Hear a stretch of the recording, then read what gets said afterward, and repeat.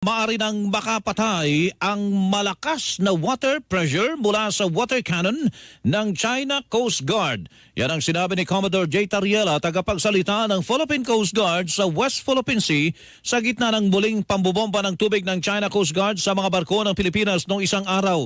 Ito anya ang pagkakaiba sa nangyari noong isang araw kung ikukumpara sa mga naunang insidente ng pambobomba ng tubig ng China Coast Guard.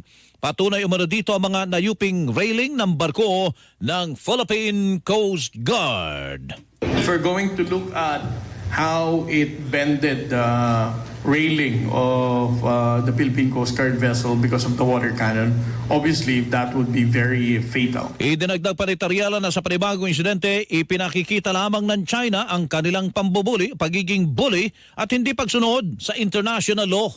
It just goes to show that Goliath is becoming more Goliath. No? They don't hesitate to use brute